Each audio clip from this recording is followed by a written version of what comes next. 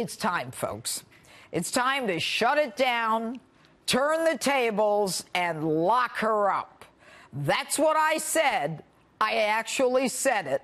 Lock her up.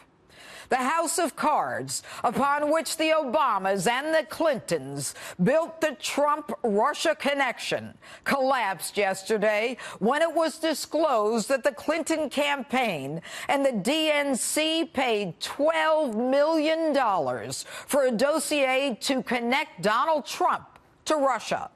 To circumvent federal election laws, the campaign paid a law firm who then paid a research firm who then paid a former British spy to get dirt on Donald Trump from Kremlin-connected Russians. So why is this important? Now, the FBI had previously worked with this Christopher Steele, who was a British spy, and under Director James Comey, they paid him an additional $50,000 to continue with the research. Now, this dossier was used not only to smear the president, it was used to create a special counsel. It was the basis for congressional hearings, the reason for wall-to-wall anti-President Trump coverage. But in addition to that, the dossier was used as a predicate for further investigation, wiretaps, unmasking, and FISA warrants. And if it was, then whatever was developed as a result is classic fruit of the poisonous tree. Illegal and unusable. Folks, this has been a charade, a wag the dog, where you make up a crime, you accuse the other side of the crime, you call in your friends to prosecute the crime, as your friends collect the cash involved in the very deal-making that is the essence of the crime itself. Now, last week, I told you in 2010, the Obama administration approved the sale of 1/5 of our uranium to Russia. As early as 2009, the FBI and the Department of Justice were investigating Russian extortion and bribery efforts to access our uranium. And yet the Obama administration, through its Committee for Foreign Investment, CFIUS, approves the sale. On that committee, Hillary Clinton, whose husband got $500,000. Hillary Clinton, whose foundation got $150 million. Eric Holder, whose Justice Department quietly disposed of that international racketeering case that was the genesis to access the uranium. Along with 7 other Obama appointees, virtually every one of them had connections to the Clinton Foundation.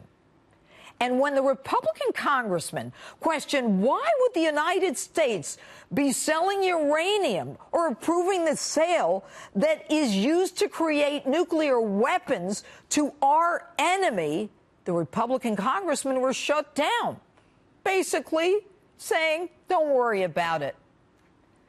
Starting Monday, this has to happen. Special counsel and former FBI Director Robert Mueller must be fired immediately.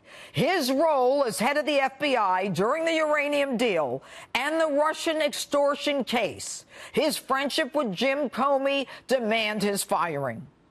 Deputy Attorney General Rod Rosenstein must be fired immediately. His appointment of his pal, Bob Mueller, who he knew was head of the FBI at the time of the uranium deal, as well as the underlying case itself, must go while he, Rod Rosenstein, oversaw the prosecution of the underlying extortion case.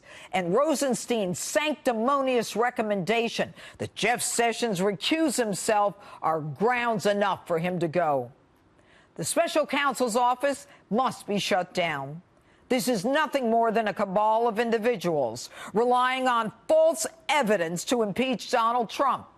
If there are any charges voted by a grand jury, which we hear there are, that will be disclosed on Monday, the Department of Justice can take over.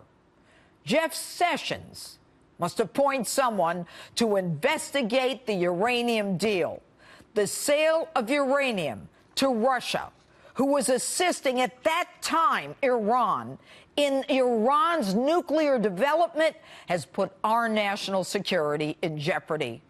A 2010 case. This is long before Donald Trump ever got into the presidential race. And if he doesn't do it, it's time for Sessions to go. I've heard enough of this. I'm not going after the emails. I'm not going after Lois Lerner. I'm not going after Loretta Lynch. And I don't care how many of his swamp pals walk out. Enough of this one hand washes the other establishment nonsense. And Jim Comey, he needs to be the target of a federal criminal investigation for his role in the Hillary Clinton email scandal, writing an exoneration before witnesses were questioned, stepping out of his lane to announce a decision over which he had absolutely no jurisdiction. How much classified information was on his laptop that he leaked to his sources to then leak to the New York Times? And Debbie Wasserman Schultz for lying to Congress about not knowing about the money from the DNC for the Trump dossier.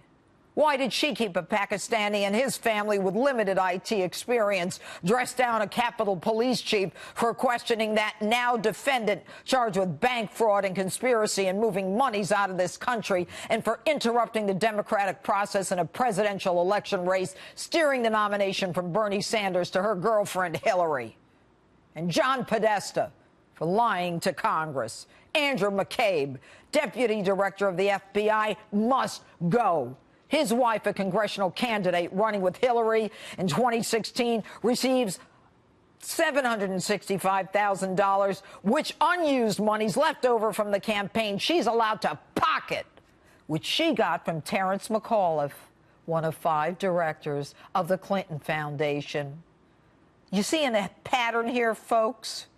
Is this how the dossier that the Clintons paid for got to the FBI, that they then continued to pay for?